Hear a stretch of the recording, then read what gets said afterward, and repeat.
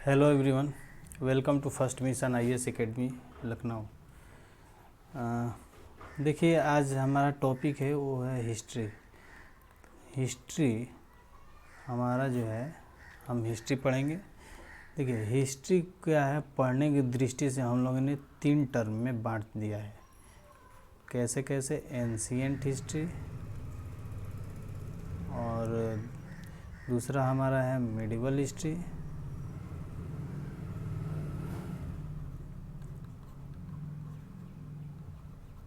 और तीसरा है हमारा मॉडर्न हिस्ट्री।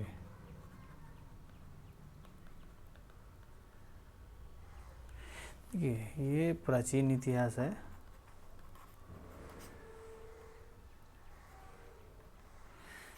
तो हमारा जो पहला स्टार्टिंग चैप्टर होगा वो एंशिएंट हिस्ट्री पे फोकस होगा। तो इसके लिए हम लोग जानेंगे। देखिए, इतिहास को हम लोग पढ़ने की दृष्टि से काल में बांट चुके हैं। तो इतिहास का कोई एक टाइम पीरियड नहीं है, फिर भी हम लोग पढ़ने की दृष्टि से इसको जो है टाइम पीरियड के हिसाब से डिफाइन कर दिए। तो ये हम टोटल पढ़ेंगे। जैसे मान लीजिए, ये टोटल हमारा बेस होगा प्राचीन पे ही प्राचीन कालीन इतिहास होगा। ये हमारा टोटल फोकस होगा मुस्लिम शासकों पे, और इसमें हम लोग पढ़ेंगे टोटल जितने अंग्रेज़ी हुकूमत आए वो अंग्रेज़ों का इतिहास हम लोग कह सकते हैं, इनके बारे में जानेंगे। तो चलिए हम एंशिएंट हिस्ट्री से शुरू करते हैं। देखिए, हमारा जो है सिलेबस क्या है एंशिएंट हिस्ट्री का, हम लोग पहले उस पर डिस्कस करेंगे। उसके बाद से आगे एक एक करके सब्जेक्ट पे एक एक टॉपिक भी हम लोग डिस्कस करेंगे और आगे बढ़ेंगे। देखिए, एंशिएंट हिस्ट्री का हमारा जो है शुरुआत कहाँ से हुई, जब मानव के स्टार्टिंग पीरियड से लेके और 750 एडी तक हमारा ये टाइम पीरियड होता है एंशिएंट हिस्ट्री का। तो इसके सोर्स क्या होंगे, हिस्ट्री के जो है प्री हिस्ट्री के इसके सोर्स क्या होंगे, हम लोग इसके बारे में पता लगाएंगे। फिर जो हमारा इसमें चैप्टर होगा वो शुरू होगा पूरा पाषाण काल, मतलब पैलोलिथिक एज कह देंगे, या इसको ओल्ड स्टोन एज कहेंगे, ओल्ड स्टोन एज। देखिए, इसको बेसिकली जो है तीन तीन तीन चरणों में डिवाइड किया गया है। जैसे उच्च पूरा पाषाण काल, मध्य पूरा पाषाण काल, और निम्न पूरा पाषाण काल। Upper paleolithic age, middle paleolithic age, और इसमें लोअर पैलोलिथिक एज। ये हमारा 3 चरणों में इसके जो है डिफाइन किए हैं हम लोग। फिर उसके बाद से हमारा जो चैप्टर आएगा, चैप्टर 2, 3 जो है हमारा वो मध्य पाषाण काल, मेसोलिथिक एज या सूक्ष्म पाषाण काल। इसमें क्या होता है कि हम लोग कैसे कहेंगे कि ये पूरा पाषाण काल है, ये मध्य पाषाण काल है, या फिर ये नियोलिथिक एज है, नव पाषाण काल है। तो हम जब इसकी डिटेल स्टडी करेंगे तो देखेंगे कि हमारे पास सोर्स क्या है। तो सोर्स इसमें हमको जो सबसे ज़्यादा मिला है वो टूल्स मिले हैं। तो उन टूल्स के आधार पे हम लोग पता लगाते हैं कि पाषाण काल, पूरा पाषाण काल, ये मध्य पाषाण काल और नव पाषाण काल में डिफरेंस हम लोग देखेंगे क्या क्या कैसे है। टूल्स में जो है, जैसे मोटे आकार के जो टूल्स मिले हैं बड़े बड़े होंगे, तो पूरा पाषाण काल के स्टोन होंगे। थोड़े इसमें कुछ नुकीले मिले हैं, छोटे होते गए हैं आगे, तो हम लोग उसको हम लोग देखते हैं कि मध्य पाषाण काल के हैं। जब और सूक्ष्म हथियार मिलते हैं हमको, तो हमारे जो है आर्कियोलॉजिस्ट इसको बताते हैं ये नव पाषाण काल के मिले हैं। तो टूल्स के बेस पे हम लोग बस्तियों के आधार पे और लेयर वाइज जो भी चीज़ें पहले आती गई हैं, मिलती गई हैं, उस आधार पे हम लोग जो है इस एज के डिफ़ाइन करते हैं। फिर उसके बाद हमारा आ जाता है कैल्कोलिथिक एज, यहाँ हमारा ताम्र पाषाण काल होता है।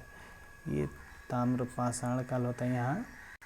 मतलब यहाँ कॉपर जो है यहाँ प्राप्त हो गया था, इसलिए ताम्रपाषाण इसको नाम दिया गया है, क्योंकि यहाँ तांबे की जो है मूर्तियाँ मिली हैं। तो इसको देखते हैं, हम लोग आगे बढ़ेंगे। फिर क्या होगा हमारा इसमें मेजर कैलकोलिथिक, मतलब जो बड़ी बड़ी वो कल्चर संस्कृति रही थी हमारे ताम्रपाषाण में, उसके बारे में हम लोग देखेंगे। और सबसे हमारा इम्पोर्टेंट चैप्टर जो आएगा वो इंडस वैली सिविलाइजेशन, इसको हम लोग हड़प्पा सभ्यता भी कह सकते हैं।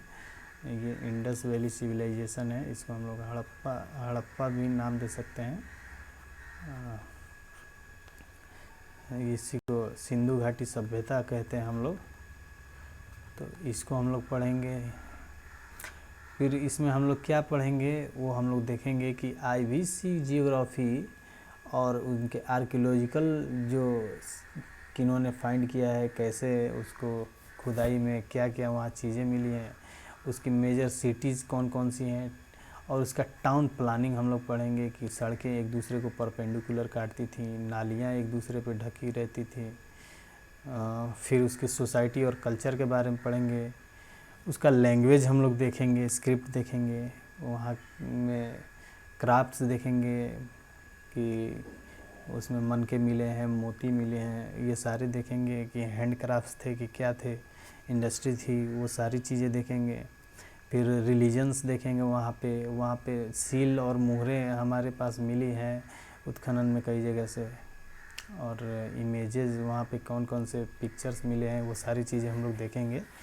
फिर उनकी इकोनॉमिक कैसी थी, हड़प्पन व्यापार कहाँ कहाँ करते थे, मेसोपोटामिया से करते थे और भी कहीं कहीं से चाइना से करते थे। सबसे बड़ी सभ्यता हमारी इंडस वैली सिविलाइजेशन भारत की थी। और फिर एग्रीकल्चर देखेंगे हम लोग, डोमेस्टिकेशन ऑफ एनिमल्स, हमारे एनिमल्स के जो है घरेलू जो है वो क्या कहते हैं पालतू बनाते गए, उन सब के बारे में जानेंगे कि उनका प्री एनिमल कौन कौन से थे, उनके मेजर्स क्या थे, वेट क्या थे, वो सारी चीज़ें कि उस समय बार्टर सिस्टम चलता था। तो ये इस पे हमारा फोकस होगा। फिर हड़प्पन सिविलाइजेशन इतनी बड़ी हो गई, फिर उसका डिक्लाइन कैसे हो गया, हम लोग ये चीज़ जानेंगे इंडस वैली सिविलाइजेशन में। और फिर आगे बढ़ेंगे तो हम लोग देखेंगे कि ये हमारा वैदिक पीरियड शुरू हो जाएगा। तो वैदिक पीरियड टोटल वैदिक पीरियड जो है हमारा देखेंगे कि इसमें 2 टाइप के वेद होंगे, मतलब 2 काल में बांटा गया है इसको, एक ऋग्वैदिक और दूसरा लेटर वैदिक पीरियड, मतलब 2 पीरियड में इसको हम लोग डिवाइड किए हैं। तो ऋग्वैदिक में कौन सा वेद आया, तो ऋग्वेद आया। फिर से लेटर वैदिक में कौन सा आया, यजुर्वेद, अथर्ववेद और सामवेद इसमें, और यहाँ ऋग्वेद आया। फिर उसके बाद से हमारा चैप्टर होगा वो हम लोग जैनिज़्म पढ़ेंगे। इसको हम लोग कह सकते हैं कि धार्मिक परिवर्तन, एक चैप्टर हम लोग पढ़ेंगे धार्मिक परिवर्तन। देखिए, तो सबसे पहला हमारा जैनिज़्म हम लोग पढ़ेंगे। ये टोटल फोकस होगा हमारा जो महावीर स्वामी थे, उनके लाइफ के बारे में जानेंगे। 540 बीसी से लेकर 468 बीसी तक उनके शिक्षा के बारे में जानेंगे। उन्होंने क्या शिक्षा दी है, हम लोग क्या सीख दिया है अपने अनुयायियों को। फिर उनके ऑर्गेनाइजेशन के बारे में जानेंगे और कितने उनके सेक्ट्स बनाए उन्होंने वो जैनिज़्म के। फिर जैनिज़्म के साहित्य के बारे में हम लोग जानेंगे, परिषद देखेंगे उसके, और कहाँ कहाँ जैनिज़्म को फैलाया उन्होंने, ये सारी चीज़ें जानेंगे। फिर एक हमारा इसी के पैरेलल चलेगा संगम पीरियड। ये हमारा बेसिकली साउथ इंडियन जितने भी राज्य थे, वंश थे, उनके बारे में फोकस करता है संगम। तो सबसे संगम साहित्य पढ़ेंगे, उसमें डायनेसिटी जो मेन मुख्य थी, चोला थे, चेर थे, पांड्या थे, तो ये हमारा जो है साउथ इंडियन के वो पैरेलल में ही जो चल रहा था उस टाइम, वैदिक पीरियड और उधर साउथ इंडियन का इतिहास, तो ये चीज़ हम जानेंगे। फिर संगम पॉलिटी पढ़ेंगे, वहाँ की सोसाइटी के बारे में जानेंगे और कल्चर पढ़ेंगे। इकोनॉमी ऑफ संगम पीरियड, उनके जो है अर्थव्यवस्था के बारे में जानेंगे। फिर विदेशी कितने वहाँ पे डेंसिटी आके कितने वंश वहाँ पे विदेशी हुए, वो सारी चीज़ जानेंगे हम लोग संगम युग में। उसके बाद उसी के पैरेलल हम लोग बुद्धिज़्म भी पढ़ेंगे। ये हमारा गौतम बुद्ध के जीवनी से शुरू होगी और उन बुद्धा के शिक्षा, उन्होंने क्या सीख दी थी है अपनी अनुयायियों को। फिर उनके ऑर्गेनाइजेशन देखेंगे, कितने सेक्ट्स में बट गए बुद्धिज़्म, उसको देखेंगे। बुद्धिज़्म के जो है साहित्य देखेंगे, उनके परिषद देखेंगे, मीटिंग कैसे कैसे हुई। फिर कितने शासक जो है बौद्ध धर्म के अनुयायी हो गए, वो सारी चीज़ें देखेंगे। और इनको किस किस शासक ने बुद्धिज़्म को संरक्षण दिया, ये सब देखेंगे। और सबसे मेन हमारा फोकस होगा कॉज ऑफ डिक्लाइन, मतलब बुद्धिज़्म का डिक्लाइन, कैसे इनका पतन हुआ बुद्धिज़्म का, ये सबसे इम्पोर्टेंट चैप्टर होगा कि इतनी जल्दी अपने फॉलोअर्स बढ़ाने के बावजूद भी इतनी जल्दी घट गए, इनके फॉलोअर्स गिरते गए। तो इसके बारे में भी चर्चा होगी। अगला हमारा चैप्टर है महाजनपद काल। ये महाजनपद हमारा जो देखेंगे, टोटल 16 महाजनपद थे। इनमें से मगध सबसे शक्तिशाली बनता गया। तो सीरियल वाइज सीरियल हम लोग देखेंगे, जैसे इनकी डेंसिटी देख लेते हैं। मगध में सबसे इम्पोर्टेंट हर्यक वंश थे, फिर शिशुनाग आया, फिर नंद वंश आया। तो ये सिलेवार ढंग से हम लोग पढ़ेंगे। फिर फारस का हमला हुआ, पर्सियों का उनका हमला हुआ। फिर सिकंदर का हमला हुआ, ये भी पढ़ेंगे। Society and rise of urban centres, मतलब शहरी क्षेत्रों में जो है समाज का उदय हुआ। और इकोनॉमी कैसी थी महाजनपदों की, और सिस्टम ऑफ एडमिनिस्ट्रेशन, उनके प्रशासक के क्या सिस्टम थे, ये सारे चीज़ हम लोग इसमें स्टडी करेंगे। अगला हमारा जो चैप्टर आएगा 13 का, वो मौर्य साम्राज्य से। ये सबसे इम्पोर्टेंट चैप्टर है एंशिएंट का, मौर्य साम्राज्य। ये मौर्य साम्राज्य था, इसके बारे में हम लोग पढ़ेंगे। तो देखिए, इनके पहले हम लोग सोर्स पढ़ेंगे। तो सोर्स में हमको बेसिकली क्या मिला है, जो इंस्पेक्शन किया गया है वो उनकी साइट्स मिली हैं। और लिटरेसी सबसे इम्पोर्टेंट वहाँ का जो किताब मिला है वो अर्थशास्त्र मिला है, जो चाणक्य ने लिखी थी। वो अर्थशास्त्र ऐसे नहीं कि इकोनॉमिक्स बेस्ड है, हाँ, लेकिन वो इसमें इकोनॉमिक्स शामिल है।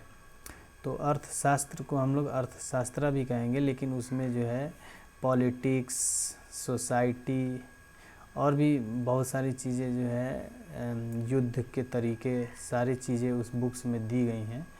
तो इन सब के बारे में पढ़ेंगे। अर्थशास्त्र को चाणक्य ने लिखा था, ये तो सबको मालूम होगा। फिर वहाँ के शासक के बारे में पढ़ेंगे, और जो पॉलिटिकल हिस्ट्री हम लोग मौर्यंस का देखेंगे कि कैसे उन्होंने इतने बड़ी साम्राज्य को स्थापित किया। चंद्रगुप्त मौर्य और बिंदुसार को देखेंगे, मेगास्थनीज को देखेंगे। फिर अशोका जो आया, बहुत ही इम्पोर्टेंट रूलर था मौर्य का, वो अशोका था। और उसके जो सक्सेसर थे, उसके बाद से कैसे मौर्य साम्राज्य की डिक्लाइन होती गई। एक समय ऐसा था, वो अशोक के टाइम पे चरम पे था, और कैसे ये डिक्लाइन होते गया। और एक समय आया कि मौर्यंस जो है ख़त्म हो गए, इनकी साम्राज्य ख़त्म हो गई, और ये गद्दी जो है टोटल आ गई ब्राह्मणों के हाथ में।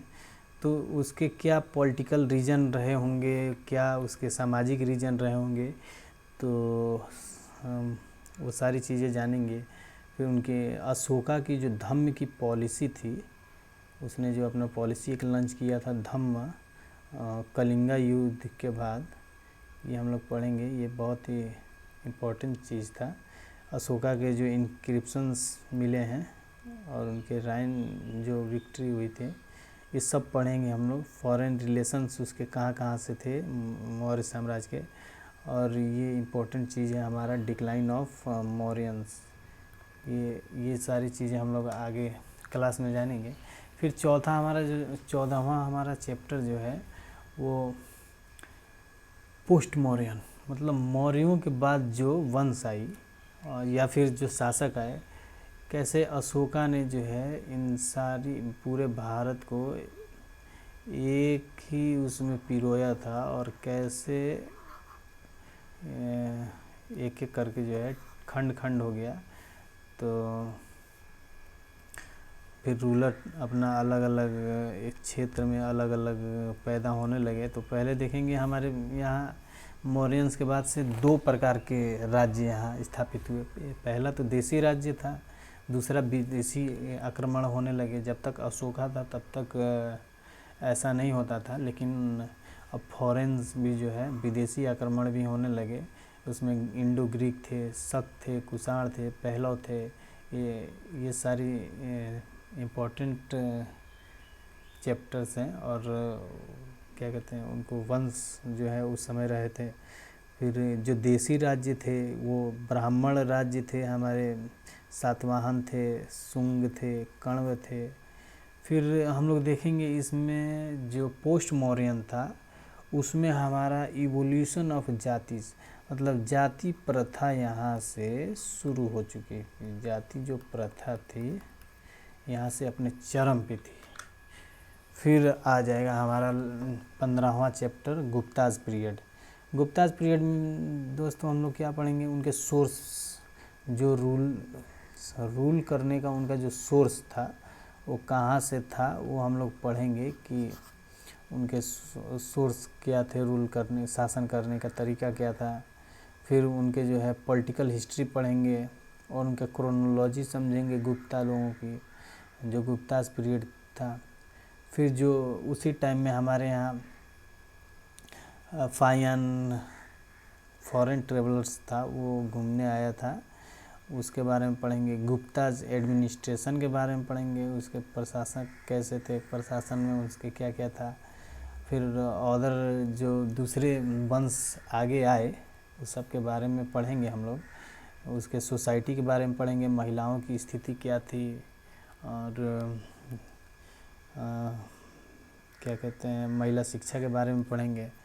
फिर अर्बन सेंटर इन गुप्ता पीरियड, ये हमारा चैप्टर होगा। अर्बन सेंटर जो होगा वो भी पढ़ेंगे। इकोनॉमिक्स देखेंगे उसकी, साइंस और टेक्नोलॉजी में वो लोग कितने आगे थे वो सब देखेंगे हम लोग, कि सर्जरी होती थी उस टाइम में, तो उसके भी साक्ष्य मिले हैं। साहित्य देखेंगे गुप्ताज के। फिर जो लेटर गुप्ताज शासक आए उसके बाद से हम लोग देखेंगे यहाँ से इनकी जो है गुप्ता पीरियड की बाद से जो है क्या आ गया, हर्षवर्धन का काल आया। फिर हर्षवर्धन ने अपने जो है मिलिट्री कैसे वो किया, खड़ा किया। फिर उसका बुद्धिज़्म के ऊपर कैसा प्रभाव था। फिर उसके प्रशासक क्या क्या थे, सोसाइटी और समाज और कल्चर क्या था, ये सब संस्कृति वो सब पढ़ेंगे हम लोग। फिर उसका इकोनॉमी जो है, अर्थव्यवस्था कैसी थी, ये चीज़ें हम लोग पढ़ेंगे। तो टोटल हमारा 16 चैप्टर होगा, एक एक करके हम लोग पूरी डिटेल स्टडी करेंगे। अगर कुछ आपको डाउट लगे तो आप कमेंट सेक्शन में ज़रूर कमेंट कीजिएगा। Thank you.